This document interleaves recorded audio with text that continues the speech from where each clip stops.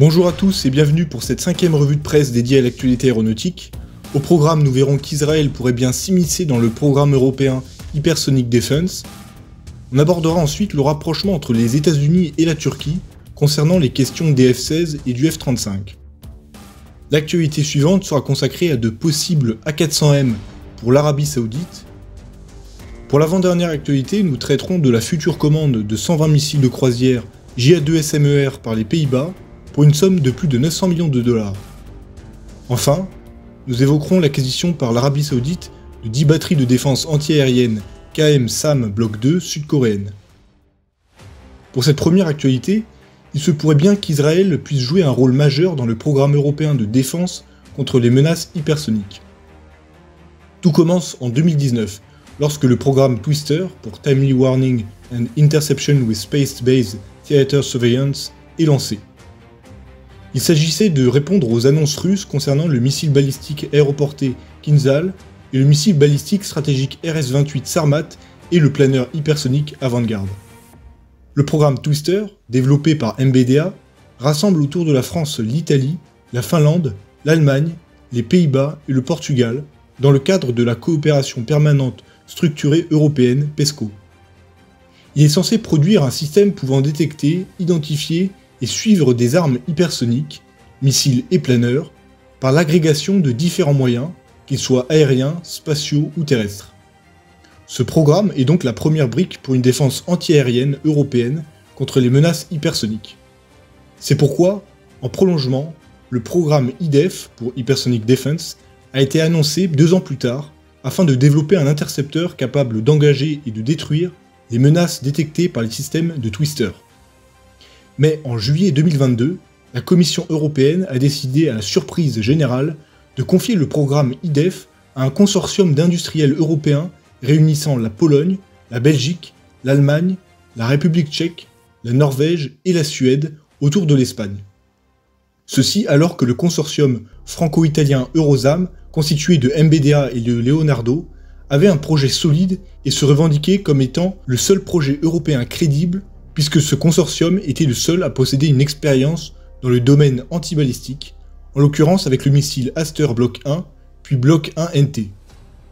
En effet, l'Aster 30 Block 1 du système SAMP-T Mamba demeure l'unique alternative aux Patriotes en Europe. Peu de temps après cette décision de la Commission européenne, l'Allemagne a dévoilé réunir 13 pays, et depuis 2014 19 pays participent au total, autour du programme European Sky Shield, excluant la France et l'Italie et leur système Mamba par la même occasion. En effet, ce bouclier antimissile est censé regrouper 3 systèmes. Le Patriot Pack des États-Unis, l'Iris-T SLM de l'Allemagne et l'Arrow 3 d'Israël que l'Allemagne comptait acquérir. C'est ainsi qu'Israël se retrouve au cœur de la défense antiaérienne européenne et qu'elle s'est permis de formuler une proposition pour le moins osée. Israël aurait proposé sa participation au consortium du programme IDEF, c'est-à-dire faisant également partie de l'European Sky Shield Initiative, Pologne mise à part. Concrètement, Israël aurait proposé son assistance par le transfert de technologie et de participer directement au programme IDEF. Ce qui laisse clairement sous-entendre que le consortium rencontrerait des difficultés à l'exécuter par lui-même de A à Z. Ceci alors que la France et l'Italie ont lancé un contre-projet, le programme Aquila, pour développer un intercepteur hypersonique. Si Israël, et plus précisément l'industriel Rafael, se permet de proposer son aide ainsi à l'IDEF, c'est non seulement qu'elle est de facto associée à l'European Sky Shield, mais également qu'elle a l'expérience nécessaire dans le domaine de la défense solaire, à travers le système de courte portée Iron Shield, le David Sling moyenne portée, et les systèmes Arrow 2 et 3 antibalistiques. Si rien n'existe pour le moment du côté israélien pour contrer les menaces hypersoniques, IAI travaille depuis 1 an sur le système Arrow 4 pour contrer les nouveaux missiles balistiques iraniens qui décrivent des trajectoires semi-balistiques. Ainsi, bien qu'Israël dispose d'une légitimité certaine en termes de compétences pour aider au programme IDEF, les Français et Italiens également. À la différence près que ces derniers sont européens. MBDA et Leonardo avaient officialisé lors du Salon du Bourget 2023 le contre-programme Aquila qui vise à développer un ou plusieurs intercepteurs hypersoniques portant le même nom. Et le co-développement rassemblera les Pays-Bas et l'Allemagne, par la signature de lettres d'intention.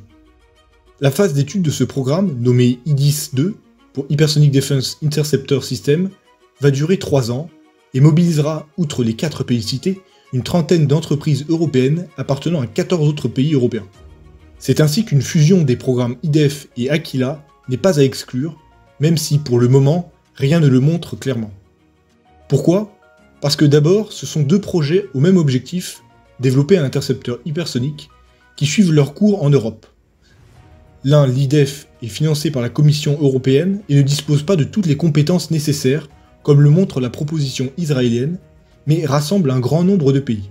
L'autre, l'Aquila, dispose des compétences nécessaires grâce au développement de l'Aster Block 1NT, mais est autofinancié et ne rassemble que 4 pays. En revanche, ce qui est extrêmement intéressant, c'est que les Pays-Bas et surtout l'Allemagne font partie à la fois de l'IDEF et de l'Aquila, ce qui montre l'indécision de ces 2 pays et la complémentarité de ces 2 projets. Dans un cadre stratégique de défense autonome européenne, il apparaît aberrant de confier une partie du développement d'une capacité aussi stratégique en s'appuyant sur un pays, Israël en l'occurrence, certes allié, mais n'appartenant ni à l'Union européenne ni à l'OTAN. Ceci d'autant plus à l'aide de fonds européens, alors qu'une offre alternative entièrement européenne existe bel et bien. L'enjeu en cas de fusion des 2 programmes européens serait de savoir qui pilotera l'intercepteur hypersonique européen. Il est plus vraisemblable que ce soit l'un des 2 acteurs du programme IDIS qui ont plus d'expérience dans le domaine et on verrait ainsi à leur tête ou bien Leonardo ou bien le couple Thales-MBDA. Cette configuration n'arrangerait pas les acteurs du programme IDEF puisqu'ils ambitionnent de développer par la suite, grâce à l'expérience du programme, des systèmes complémentaires dans l'interception antibalistique classique ou la défense antiaérienne longue portée par exemple.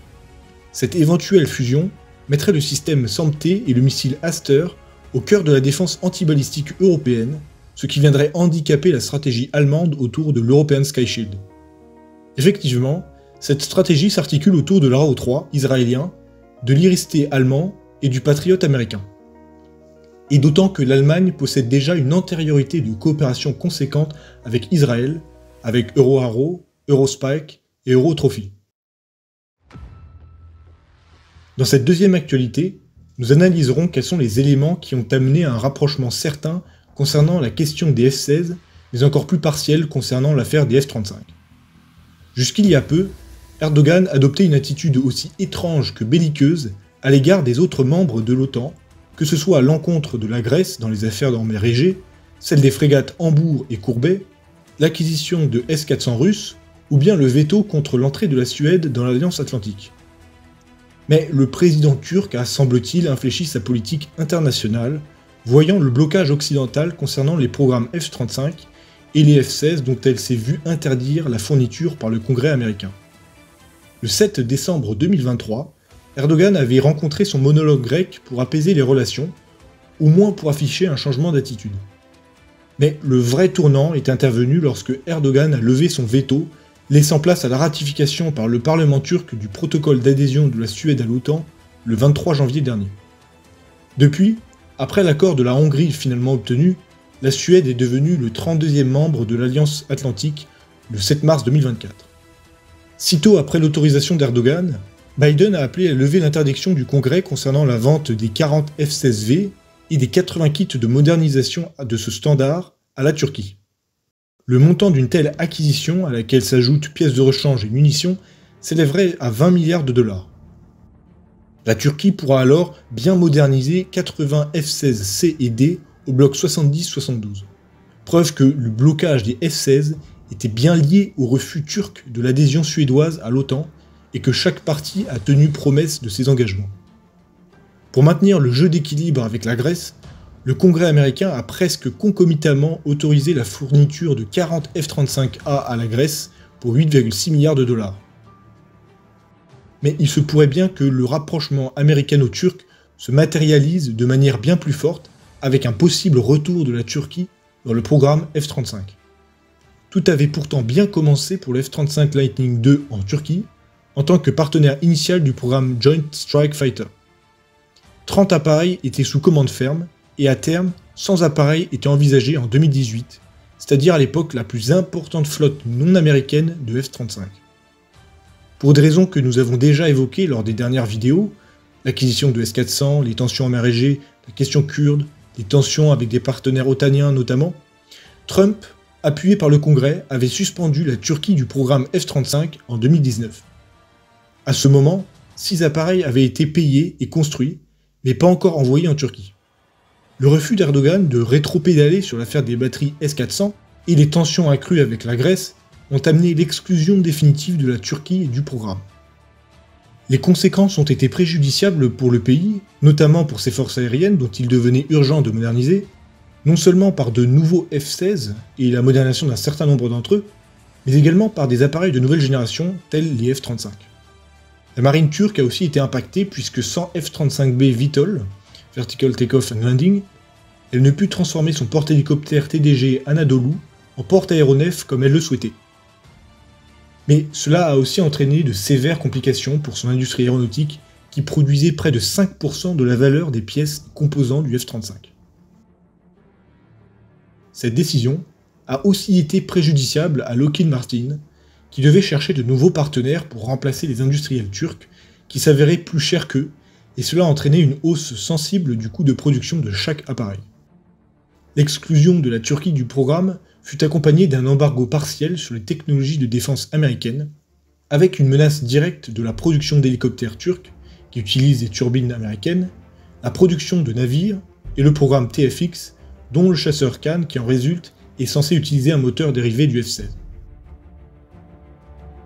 Il y a peu, quelques jours après le déblocage de la question du F-16 par Biden, la secrétaire d'État adjointe par intérim a annoncé que la vente du F-35 à la Turquie était de nouveau un sujet de discussion.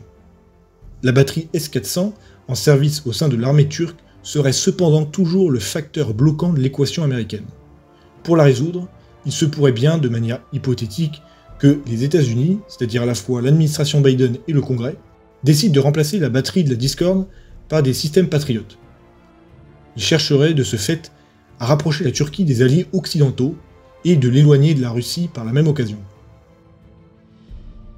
L'éventuelle offre combinée américaine, incluant outre les F-16-9 et les kits de modernisation, F-35A, B et les Patriotes, semble plus qu'intéressante pour la Turquie, d'autant que son rival grec se modernise à grands pas. Cela remettrait également au goût du jour la possibilité que le TDG Anadolu devienne un porte-aéronef accueillant des F-35B. Les intérêts et enjeux d'une telle offre sont pour les États-Unis d'une certaine manière protéiformes. Diplomatique et géostratégique de manière évidente d'abord, mais aussi économique et industrielle. En effet, les 20 milliards à la clé pour l'affaire des F-16 sont déjà considérables. Mais avec la centaine de F-35 envisagés initialement par la Turquie, représenterait un contrat de presque 30 milliards de dollars. En prenant en compte des batteries patriotes, leur équipement nécessaire, les composants pour le programme TFX et en incluant les parties F-16 et F-35, le total pourrait bien atteindre les 60 milliards de dollars. De quoi y réfléchir à deux fois. Pour cette troisième actualité aéronautique, Airbus laisse entendre la possible livraison d'A400M à l'Arabie Saoudite prochainement. Pour recontextualiser, l'armée de l'air et de l'espace française va vraisemblablement finalement se doter que de 35 A400M Atlas au lieu des 50 exemplaires commandés initialement. Pour Airbus, l'enjeu est donc d'obtenir absolument de nouvelles commandes pour maintenir la planification de ces lignes d'assemblage, d'autant que d'autres clients, comme l'Espagne, envisagent également de réduire leurs commandes. Pourtant, le délégué général pour l'armement ne s'était pas alarmé de la situation lors d'une audition parlementaire, estimant que le programme A400M avait toujours un bon équilibre entre commandes de partenaires du programme et commandes de clients export, sachant que d'autres prospections sont en cours. La réalité est que depuis 2010, Airbus n'a engrangé qu'une dizaine d'appareils en provenance de 3 clients seulement. En fait, Airbus compte beaucoup sur ses clients potentiels, très nombreux, mais pour le moment pas décidés à acquérir l'appareil. L'une des raisons avancées, pour le moins par le PDG d'Airbus Defence and Space lui-même, est que l'Allemagne n'accorderait pas de licence d'exportation du fait de l'importance de son industrie dans la conception de l'A400M. Autrement dit, l'Allemagne serait en partie responsable d'un manque à gagner de plusieurs milliards de dollars pour l'avionneur européen. En novembre 2023, la Saudi Arabia Military Industries a conclu un partenariat avec Embraer, éventuellement avec l'idée de vendre le transporteur C390 pour remplacer les C-130H et J de la Royal Saudi Air Force. Alors pourquoi aujourd'hui parler de l'Arabie Saoudite comme potentiel acheteur de l'A400M? Plusieurs raisons viennent étayer cette hypothèse. La première étant que, pendant longtemps, l'Allemagne se refusait à vendre des armes à l'Arabie Saoudite avec un veto systématique. Ce qui était le cas de la quarantaine d'Eurofighter que le Royaume-Uni cherchait à vendre à l'Arabie Saoudite. Mais depuis peu, l'Allemagne, pour des raisons que nous décrypterons dans une prochaine vidéo, s'est résignée à accepter la vente du Typhoon à l'Arabie Saoudite, ce qui rend donc la vente de l'A400M à Riyad désormais tout à fait possible, de même que la vente de ravitailleurs A330 MRTT supplémentaires, puisque l'Arabie Saoudite en possède déjà 6, et qu'elle chercherait à remplacer les 7 KC-707 encore en service. D'autre part, le directeur de la division avions militaires d'Airbus Defence and Space a évoqué l'intérêt existant de l'Arabie Saoudite pour l'A400M et que des discussions avec les principaux intéressés seront prochainement entamées. Pour cette quatrième actualité, les Pays-Bas s'apprêtent à commander environ 120 JA2SM-ER pour plus de 900 millions de dollars aux États-Unis. Coup sur coup, la DSCA, la Defense Security Cooperation Agency, publie 2 avis concernant les Pays-Bas à quelques jours d'intervalle. Le premier intervint le 3 février dernier et précise, dans le cadre de la procédure dite FMS pour Foreign Military Sales, recommander au Congrès l'autorisation de vendre 386 missiles air-sol AGM-114R2 Hellfire aux Pays-Bas pour un montant de 150 millions de dollars. Le deuxième avis survint seulement 3 jours plus tard. Ce dernier indique recommander la vente de 120 missiles de croisière AGM-158 JA2SM-ER version B et B2 à la force aérienne néerlandaise. Ceci pour un montant de 908 millions de dollars qui inclut des missiles d'entraînement factices, un soutien logistique, ainsi que divers équipements. Selon la DSCA, ces missiles devront permettre aux Pays-Bas d'améliorer sa capacité de frappe à longue portée dans un cadre de dissuasion otanien. Effectivement, les Pays-Bas souhaitent commander du JA2SM-ER pour équiper sa future cinquantaine de F-35. Il leur manquerait la capacité de frapper dans la profondeur d'un territoire adverse protégé par une solide défense aérienne. Le JA2SM-ER doit pallier ce manque.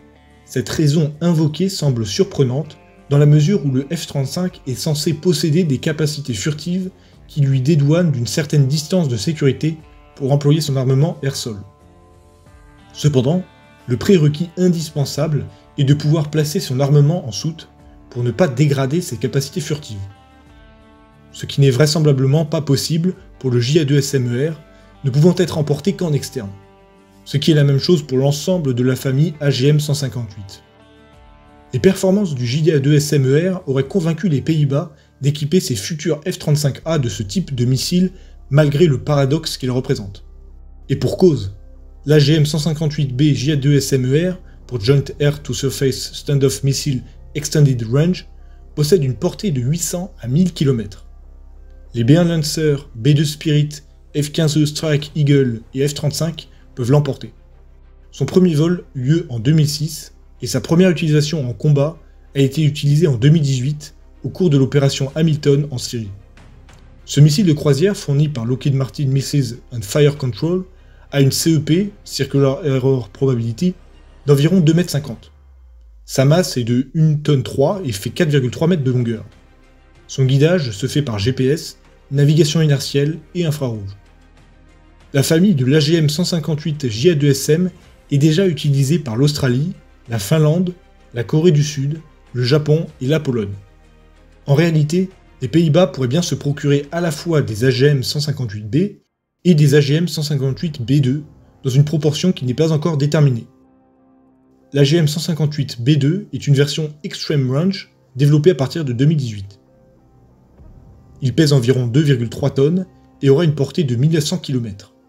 Son coût unitaire est estimé à 1,5 million d'euros et les livraisons pour l'armée de l'air américaine auraient débuté en 2024 à une cadence de 5 missiles par mois pour les 40 premières unités.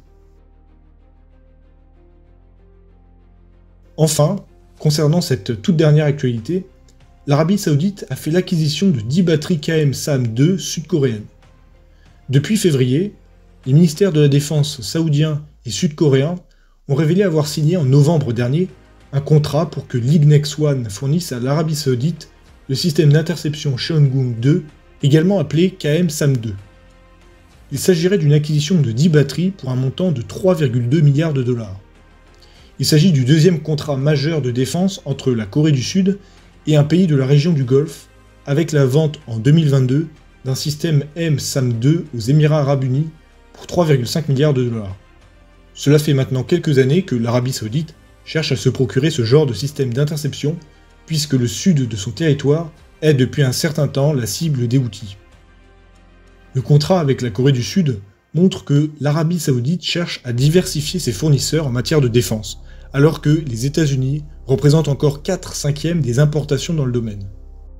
Dans le détail, le Cheongung 2 Standard Block 2 est un système de missiles solaires, aussi appelé SAM, de moyenne portée anti-balistique. Ce qui est intéressant de constater, c'est qu'il a été développé conjointement entre l'ADD, l'Agence pour le développement de la défense, et des entreprises russes, Almaz Antey et OKB Fakel, ainsi qu'avec la participation de Thales, Samsung, Doosan et Lignex One, et la technologie s'appuie pour une bonne part sur celle des batteries S350 et S400 russes. Le KM-SAM Block 2 est aussi bien capable d'intercepter des missiles balistiques que des aéronefs.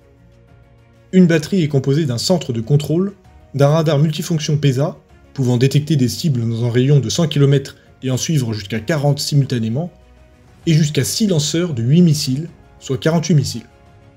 Ces missiles, d'une portée de 40 km, peuvent intercepter à une altitude de 20 km, soit 66 000 pieds. D'une masse de 400 kg chacun, il peut pointer à une vitesse de Mach 5 et sa navigation se fait par guidage inertiel, puis en guidage à radar actif en phase terminale. Merci à tous d'avoir suivi cette nouvelle revue de presse Aéroactu. N'hésitez pas à laisser un commentaire pour donner votre avis ou ajouter des précisions.